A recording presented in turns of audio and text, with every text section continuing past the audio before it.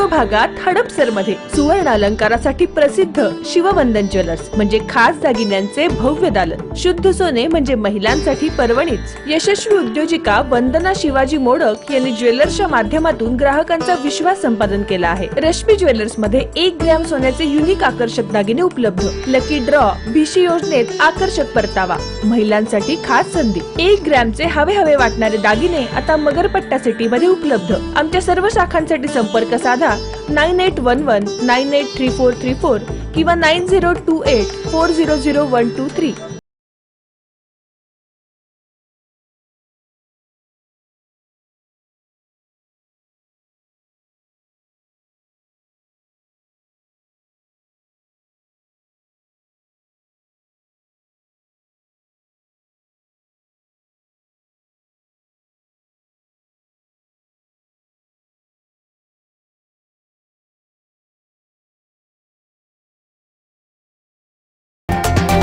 नमस्कार, रोकठोक महाराष्ट्र न्यूजमध्ये आपलं स्वागत आहे. आपल्याला कल्पना आहे की जी लोंगेवालची राजस्थानची लढाई झाली होती, ज्याच्यामध्ये भारत पाकिस्तानचं युद्ध झालं होतं 5 व 6 डिसेंबर 1971 साली. हे लोंगेवालचं युद्ध, ज्यावेळी भारताकडे लोंगेवालच्या त्या तळावर फक्त 120 जवान होते आणि काही जीप होत्या, ज्याच्यामध्ये विमानांचा मारा करता येऊ शकत होता. विमानांना अतिशय तुटपुंज बळ असताना रात्रभर तो तळ वाचवण्यासाठी आपल्या सैनिकांनी जीवाची बाजी लावली.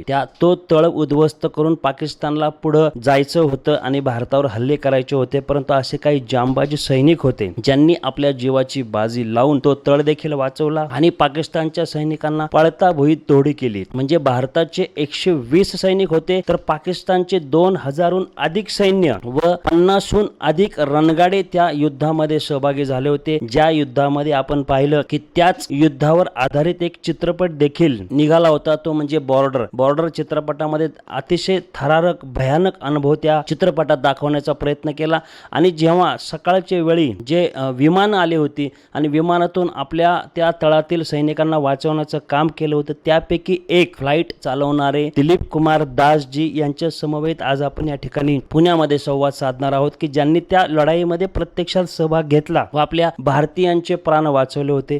सर जी, आपका चैनल में स्वागत है. 1971 में जो वहाँ पे लड़ाई हुई थी, उस लड़ाई में आपकी भूमिका क्या थी? 1971 लड़ाई में हम लोग जैसलमेर में थे. जैसलमेर एयरबेस को पूरा जितना चाहिए था सपोर्ट करने के लिए, वो जो 23 पंजाब बटालियन था उनको सपोर्ट करने के लिए हम लोगों को उधर भेजे थे. हम लोग 6 फाइटर्स थे, फाइटर एयरक्राफ्ट, और एक ट्रेनर एयरक्राफ्ट भी था. बाद में और एक ट्रेनर एयरक्राफ्ट भी शामिल हो गया. लेकिन दिसंबर 5 तारीख हमारे पास 6 जहाज और 8 पायलट उधर जैसलमेर मौजूद. पिछले दिन शाम को हम लोग एयरफील्ड डिफेंस में काम कर रहे थे. उसका पहले दिन शाम को भी हम एयरफील्ड डिफेंस में थे. उसी दिन 3 दिसंबर में शाम को वो पठानकोट, अमृतसर, आदमपुर वगैरह वगैरह सब कुछ उधर वो हमला हुआ था पाकिस्तान के साइड. इसलिए हमको एयरफील्ड डिफेंस में स्टैंड बाई 2 में रह गया. 4 तारीख भी हम लोग स्टैंड बाई थे और हम तो 2 स्टैंड बाई में थे और बाकी 4 जो थे वो विमान, वो 12 डिवीजन, वो जो आक्रमण करने के लिए पाकिस्तान के तरफ जा रहा था उसको सपोर्ट करने के लिए उन लोग काम कर रहे थे. तो 5 तारीख पहले सॉर्टी हमारा दोनों को था, जो पहले दिन एयरफील्ड डिफेंस में थे. मैं स्क्वाड्रन लीडर था. मेरा नाम group captain at that time squadron leader D.K. दास, और मेरा जो नंबर 2 था वो था फ्लाइट लेफ्टिनेंट रमेश गोसाइन. तो हमारा ये था कि सवेरे जो हमारा सैनिक वो बॉर्डर क्रॉस करके रहीम यार खान के तरफ जा रहे थे, उनको सपोर्ट करने हैं. क्या क्या है उस इलाका में, अगर अपॉर्चुनिटी टारगेट है, टारगेट को नष्ट करना है, उनको रास्ता क्लियर करना है. तो ये था हमारा रोल उस दिन सवेरे. लेकिन जब 4:30 बजे हम पहुंच गए थे उधर, हमारा जब ब्रीफिंग हो रहा था तब हमारा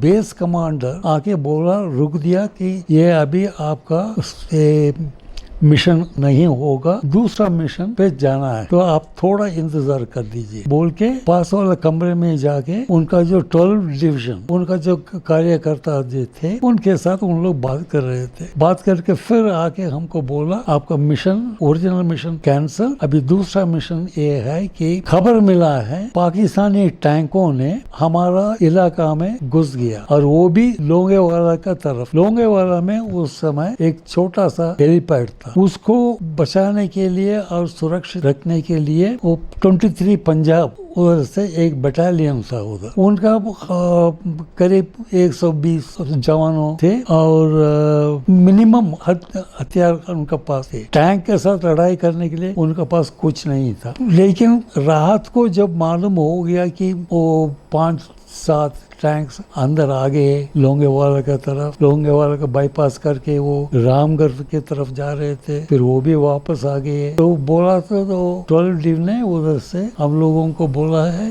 कि आप जाके देखो कहाँ तक टैंक्स आ गए हैं, कितने टैंक्स आ गए हैं, वो सब देख के खबर देना और देखना कि क्या कर सकते हैं। तो हमारा बेस कमांडर मिनी बाबा साहब, विंग कमांडर बाबा बोला था रॉकेट्स ले जाना और गन्स ले जाना, उन्हीं के लिए हथियार हमारा गन जहाज में फिट करने के लिए बोल दिया। हमारे पास 6 हंटर्स थे, तो 6 में 2 तो उधर एयरफील्ड ड्यूटीज में थे, उनके साथ सिर्फ गन्स। और हम जब जा रहे थे उधर हमारे लिए वो 12 rockets combination T10 semi armour piercing और हाई एक्सप्लोसिव, तो 6 लेके हम जा रहे थे। उस समय स्थिति ऐसे था कि अगर उन लोग रामगढ़ तक आ गए तो सवेरे सूरज उठने का पहले उन लोग जैसलमेर आने का चांस बहुत था। अगर जैसलमेर तक आ गया उन लोग, हम लोगों को जैसलमेर को एयरफील्ड को वेकेट करना पड़ेगा। अगर हम लोग वेकेट करेंगे तो हमारा बेस है जोधपुर, फिर जोधपुर से फिर वापस आके लड़ाई करना बहुत मुश्किल पड़ जाता है। अगर जैसलमेर गया तो फिर वो पोखरण तक आ जाएंगे शाम तक, फिर पता नहीं क्या क्या हो सकता है, बहुत ही एरिया हमारा नष्ट हो जाएगा और ये जो बटालियन उधर था वो सब मर जाता, क्योंकि इतना टैंक आ गया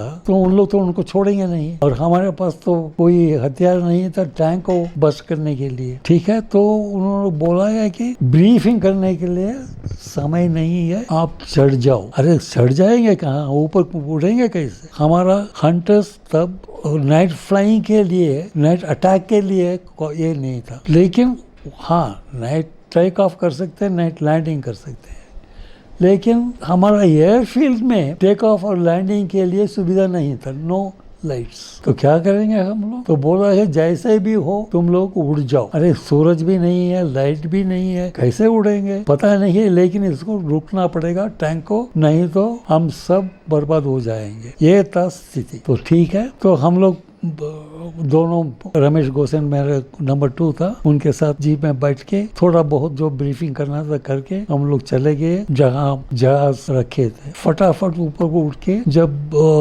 स्टार्ट किया था ATC ने बोल दिया भाई आप लोगों को अभी clear for taxi, clear for lineup, clear for take of.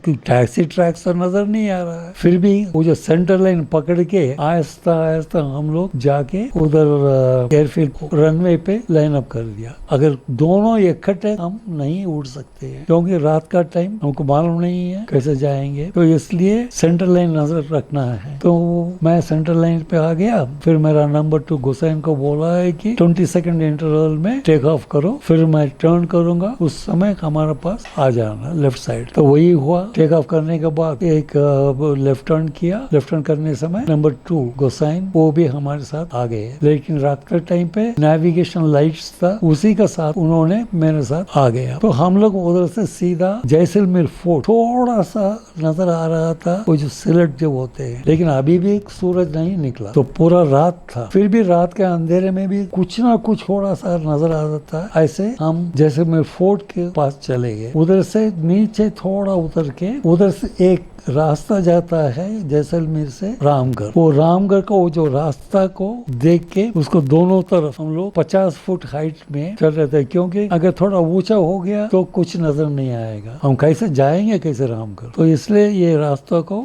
पकड़ के दोनों साइड से ऐसा ऐसा जा रहे। फिर जाते जाता थोड़ा बहुत वो जो उजाला हो जाता है उसी के सहारे से थोड़ा हाइट भी हम लोग बढ़ा दिया। बढ़ा के रामगढ़ जाते जाते हम लोग 300 फुट तक ऊपर उड़ गया। तो रामगढ़ में देखा कुछ नहीं है। तो रामगढ़ से हम दोनों उधर से लोंगेवाला का तरफ चलना शुरू कर दिया। तो लोंगेवाला का पास हम लोग देखा था कि जैसे मैच बॉक्स वैसे काला काला नजर आ रहा था, और वो भी 2 3 नहीं 4 नहीं 5 6 7 और भी कुछ था। तो हमने देखा तो हम लोग तो हैरान हो गया, क्योंकि हमको बोला गया था कि 4 5 या 6 कुछ ऐसा होगा, लेकिन वो बोल रहे कि जितना देख रहा था ज्यादा ही हो रहा। तो जाते जाते देखा वो टैंक्स हमारे ऊपर एंटी एयरक्राफ्ट गन्स फायर कर रहे हैं। वो जैसे कॉटन पफ होता है ऐसे ऐसे हो रहा। तो हम लोग फिर भी आउट ऑफ रेंज उधर से ऊपर उड़ गया। तो देखा तब मैंने आरटी बटन प्रेस करके काउंट कर रहा था। मैंने काउंट कर रहा था 33।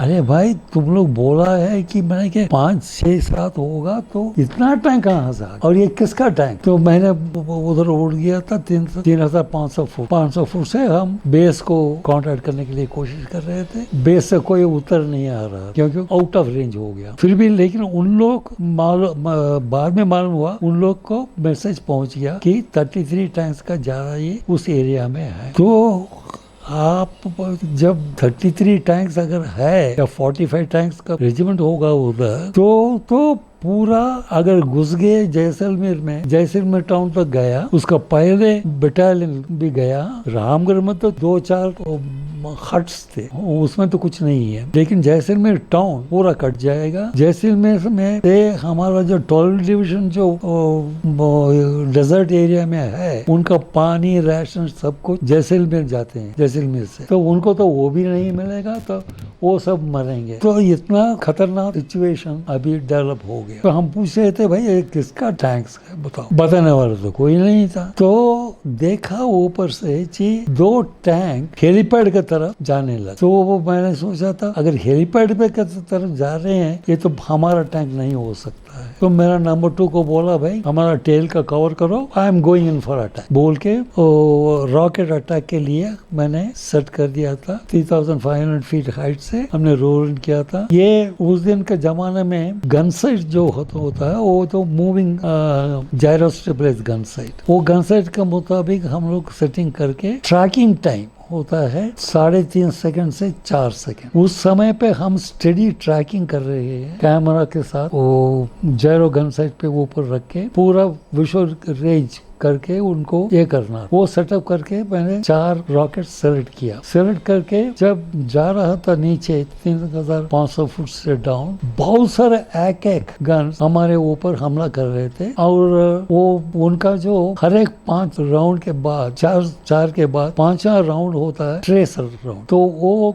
पीछे आग छोड़ के जाता है। तो जो नीचे से फायरिंग कर रहे हैं उन लोगों को मालूम हो जाता है उनका बुलेट्स कहाँ जा रहे हैं। लेकिन हमारा तो मैं तो बुलेट्स तो यूज नहीं कर रहा हूँ, मेरा तो सिर्फ एक ही बार 4 रॉकेट ये करना है, हमला करना है। अगर 4 रॉकेट अटैक करना है तो करेक्ट रेंज 900 यार्ड्स रेंज और डाइव एंगल 18 डिग्रीज अप्रोक्सीमेटली, और मूविंग ग्रेटिकल जो है वो centre pipper above the target, bottom diamond on the target, allowing for wind and the movement of the tank. हमको correct range में 400 knots speed, 400 से 420 not speed में हमको firing करना है। तो उस रेंज में आने के समय के अंदर 2 टैंक, जिस टैंक के ऊपर मैं निशाना लगा रहा था उसको कवर करने के लिए 2 टैंक उनको आगे जाके धूल उठा रहा था, जैसे मैं उसको ट्रैक नहीं कर पाऊंगा। फिर भी मेरा जब मैं निशाना लगा दिया मैंने उसको छोड़ा नहीं, करेक्ट रेंज में मैंने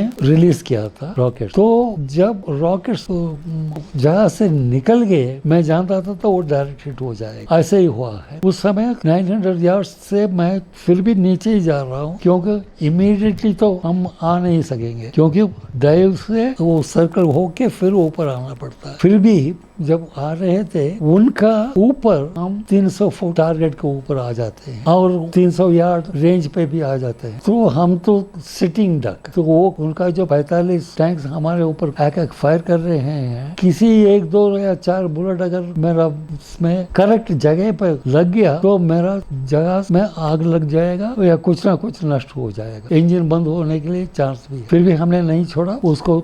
हमारे पास जहाज में नोस में एक कैमरा होता है, G90 कैमरा, जो मैं ट्रैकिंग कर रहा हूँ वो पूरा उसमें आ जाता है। जब मैं रॉकेट्स रिलीज कर रहा हूँ वो भी उसमें आ जाता है। टैंक्स के रॉकेट्स कहाँ जाके हिट किया है वो भी कैमरा में आ जाता है। तो मैं आगे किसी को झूठ नहीं बोल सकता हूँ कि मैंने एक टैंक मार दिया बोल के, क्योंकि वो पूरा रिकॉर्ड होता है कैमरा में। तो इसीलिए मैं जब बोल दिया, संग में हमारा नंबर 2 उधर से बोला है, sir congratulation you got a direct. तो बस ठीक है। तो उधर से हम ऊपर उठ गया, ऊपर उठ के उनको टेल क्लियर कर दिया, करके उनको बोला जी नीचे जाओ, पहले पता करो ये किसका टैंक। तो वो नीचे गया हाई स्पीड में 500 नॉट। तो वो देख के ऊपर उठ के आगे बोला है कि sir they appear to be Indian tank. मेरा तो जान चले गया उसी समय। अगर Indian tank first attack first sorry Indian tank को मार दिया तो मैं तो वापस जब जाऊंगा मेरा तो कोर्ट मार्शल होगा ही। क्या करूं अभी? तो हम उड़ गए ऊपर उठ के 5000 फीट चले गए। फिर पूछा था भाई ये किसका टैंक है, कोई तो जवाब नहीं है। फिर आरटी कान में सुना कि मिशन ओवर लोंगे वाला कॉल साइन, कोई मुझे पुकार रहा है। तो मैंने बोला था और एक बार जब बोला कि मिशन ओवर लोंगे वाला कॉल साइन, मैंने बोला था सांगा, क्योंकि एयर ओपी जो बोलते हैं air observation plane, AOP plane, उसमें कैप्टन सांगा था पायलट, वो उधर आ रहा। तो हमने कहा था ठीक है भैया मैं दास हूँ, तो तुम कहाँ हो? तुम बोला कि सर हमने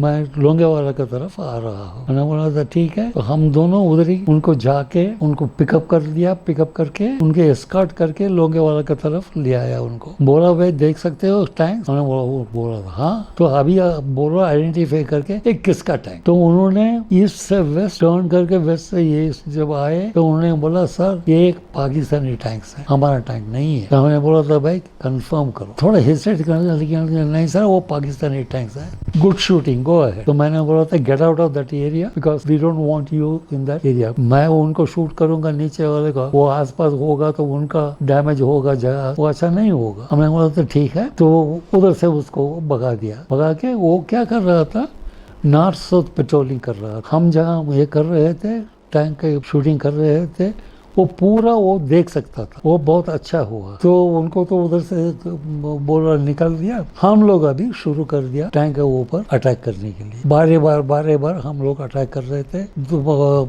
रॉकेट्स 12 रॉकेट्स छोड़ने के बाद फिर हमारे पास जो गन अम्यूनिशन था 4 गन्स थे। एक गन में 150 राउंड और रेट ऑफ फायर 600 राउंड्स पर minute. 30 millimetre HE high explosive ammunition. इसमें क्या होता है जहाँ जहाँ वो ट्रैक में फंस जाते हैं, इसमें फंस जाते हैं, तो वो सब टैंक उधर ही खड़े कर देगा, अच्छी जगह पे होगा तो। और उनका इंजन में लग गया तो फिर इंजन तो गया, आग भी लग जाएगा। पहले वाला जो रॉकेट अटैक जो किया था उसका जो धुआं ऊपर उठ रहा था, स्मोक कॉलम। इसी के बीच में जब सुन के जैसलमेर से और 2 जगह रॉकेट्स एंड गन्स लेके उधर से ऊपर उड़ गया इधर आने के लिए। और ये मैसेज भी 12 डिवीजन को उन लोग पास किया, भाई आप लोग बोल रहे थे 5 या 7 टैंक्स होंगे, अभी तो इतना टैंक है, क्या करेंगे? तो पूरा अटैक जो हो रहा था वो बिल्कुल बंद हो गया। उधर से उनका जो AMX टैंक्स वगैरह वगैरह जो थे उसको वापस बुला के लोंगे वाला की तरफ उन लोग भेज रहे थे। ये तो हमको मालूम नहीं है और हम लोग अटैक कर रहे थे। दूसरा पैर आ गया उधर। वो जब आए थे इसका बीच में मेरा जगह वो एंटी एयरक्राफ्ट फायर में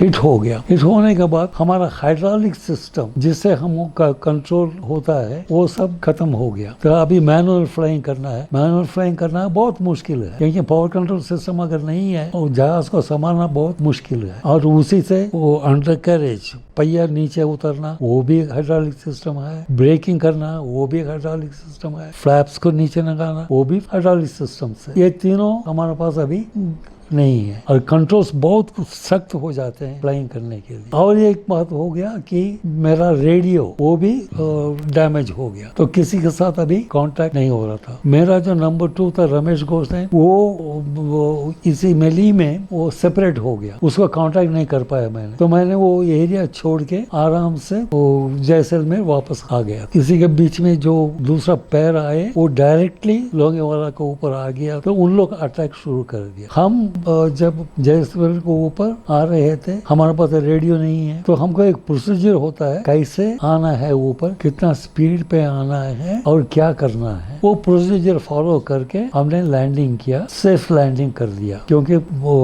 एयर एक्यूमुलेटर्स था, उससे पहिया नीचे, फिर फ्लैप्स भी ऐसे ही है, फिर हाइड्रोलिक नहीं होने से थोड़ा बहुत एक्यूमुलेटर में बच जाता है वो ब्रेकिंग के लिए। हम लोगों को इतना दिन का जो ट्रेनिंग ये इसमें काम आया, तो हम जाके लैंड करके एंड ऑफ द रन में स्विच ऑफ कर दिया। फिर एक जीप आया हमको लेके, वो ऑपरेशंस रूम में हमको ले गया। ये था मेरा पहले साथी। मैं लैंडिंग करने के पहले मेरा नंबर 2 रमेश घोष लैंडिंग कर दिया, तो हम लोग आके उधर डीब्रीफिंग करने समय पूरा उनको बता दिया कि क्या क्या हमने देखा, क्या हमने मारा और कैसे ये हुआ था, ये एरोपिक एयरक्राफ्ट कब आया, कैसे उसका स्कर्ट किया, ये सब हम लोग डीब्रीफिंग कर रहे थे। इसमें क्या हो गया, हमारे पास 6 जगह थे, 6 जगह में 2 था एयरफील्ड का डिफेंस में, 4 में मेरा जगह तो अभी खराब हो गया, तो बाकी बचे 3। हमारा जैसे यह करना है कि कम से कम 2 जगह से इकट्ठे जाना, लेकिन इस बार क्या हुआ, टैंक्स को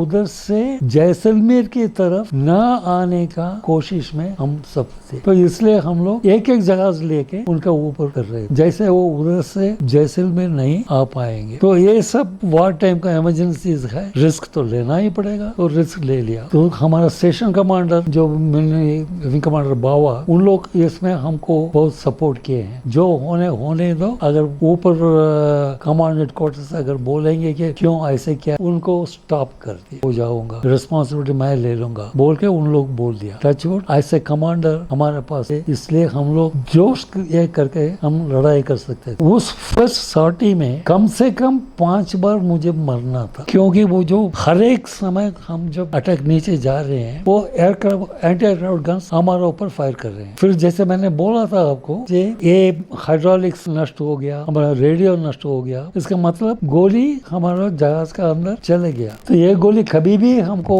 लग सकता, तो कम से कम 5 बार मुझे मरना था, लेकिन ऊपर वाला रख दिया और एयरफोर्स का ट्रेनिंग हमको साथ दिया, तो इसलिए बच गया। ये पहले सॉर्टी में, बाकी में तो छोटा और भी है, लेकिन पहले वाला एक मेरा संतुष्ट हुआ उधर कि हम लोग टैंक को वो लोंगे वाला एरिया में उनको स्टॉप कर दिया, उनको उधर से जैसलमेर के तरफ नहीं आने के लिए रोक दिया। ये है बिगेस्ट अचीवमेंट। और पहले दिन में दूसरा बहुत सारे कहानियां हैं, कहानी नहीं है, हकीकत है, जिसमें सारे के सारे हमारा एयर क्रू जैसे आए हैं, सेकंड वेव में हम क्या क्या किया है, वो सब बोलने में हमको और कम से कम 2 घंटे लेकिन बात ये है कि कोई पूछते हैं सब, तुम तो बीवी कैरी कर रहे थे, उनका कुछ याद आया क्या अटैक करने के समय, मरने के तो चांस, तो हमने कहा तक अटैक करने का समय चाहिए या पीछे कौन है या नहीं है उनको याद करने, अगर उनको याद करेंगे तो मैं तो ट्रैकिंग नहीं कर सकूँ। मैं तो ये जो पहले सॉर्टी में, पहले अटैक में उनका जो पहले लीड टैंक को जो हमने मारा है, वो उनका मोरल का डाउन कर दिया पाकिस्तानी। ये है असली चीज। फिर बाद में उनको जो रेडियो ट्रांसमिशन जो इंटरसेप्शन किया है, वो उसमें बोल रहा है कि ये हम तो इधर आके फंस गए, ना आगे जा सकते हैं ना पीछे जा सकते हैं, हर एक समय एक जहाज ऊपर नाचता है 20-20 मिनट, और हमको तो नाक में ये रख के बंद करके रख दिया। तो ऐसे था ट्रांसमिशन उनका जहाज कुछ नहीं था। उस दिन पूरा दिन करके हम लोग 23 टैंक्स उस दिन में खत्म कर दिया उधर। हे था बिगेस्ट अचीवमेंट. अतिशय थरारक अनुभव आपण आता ज्यांच्या मुखातून ऐकला, ज्यांनी प्रत्यक्षात त्या लढाईमध्ये सहभाग घेतला. त्या 1971च्या लढाईमध्ये प्रत्यक्षात जेव्हा लोंगेवालच्या तळावर हल्ला झाला तेव्हा वरिष्ठांकडून आदेश देण्यात आले. तेव्हा त्या ठिकाणी मेजर कुलदीप सिंग चांदपुरी हे मोर्चा सांभाळत होते. त्यांना सांगण्यात आलं की तुमच्याकडे सैन्य कमी आहे, हत्यारं शस्त्रास्त्र कमी आहे, सध्या तुम्ही मागं फिरू शकता किंवा आपला तळ वाचवण्यासाठी प्रयत्न करू शकता, पण निर्णय तुमच्यावर आहे. जे कुलदीप सिंग चांदपुरी मेजर होते ते अतिशय शूर मेजर होते. त्यांनी सांगितलं की आम्ही मागे हटणार नाही, आम्ही आमचा मोर्चा सांभाळणार. त्यांनी त्यांच्या सैनिकांना पण सांगितलं की आपण मोर्चा सांभाळायचा आहे आणि या मोर्चामधून जो पळून जाण्याचा प्रयत्न करेल त्यांना आम्ही गोळी घालून ठार करू, ज्यांना जायचे त्यांनी आता सोडून जा. परंतु सर्व 120 सैनिक अतिशय कडवे झुंज देणारे होते. त्यांनी या लढाईतून माघार न घेण्यात निर्णय घेतला. विंग कमांडर MS बावा ज्यांनी या पायलटना पाठवून सकाळच्या पहिल्या किरणच्या सूर्योदयामध्ये त्यांना मदत, लोंगेवालच्या त्या तळावर मदत पोहोचवण्याचं अतिशय उत्कृष्ट काम केलं. ती घटना आपण यांच्याकडून जाणून घेऊया. उस समय रात को जब मेजर कुलदीप सिंह जी थे, उनको कहा गया था कि आपके पास यहाँ पे सैनिक बहुत कम है, शस्त्र भी कम है, आप पीछे हट जाओ, पूरा डिसीजन आपके ऊपर है. लेकिन उन्होंने ये तय किया कि हम लड़ेंगे, पीछे नहीं हटेंगे. वो माहौल कैसा? साहब नीचे जो ग्राउंड पे चांदपुरी साहब उधर थे, उनके जो 120 सैनिक साथ में थे, उनका माहौल तो हम जहाज में बैठ के सिर्फ अनुभव कर सकते हैं लेकिन जान नहीं सकते, क्योंकि हम लोग तो उधर नहीं है, ऑन द स्पॉट तो नहीं है. हम तो उनको मदद करने के लिए ऊपर से हम हथियार डाल के रॉकेट छोड़ के उनके पास जो ये टैंक्स पहुंचना नहीं वो देख, क्योंकि अगर नहीं है तो 120 जवान और चांदपुरी सब मर जाते. इतना तो मालूम था, लेकिन उनका माहौल सिर्फ हम अनुभव कर सकते हैं क्या होता है जब ऐसे सिचुएशन. तो मैं तो उस सिचुएशन में नहीं रहना चाहता.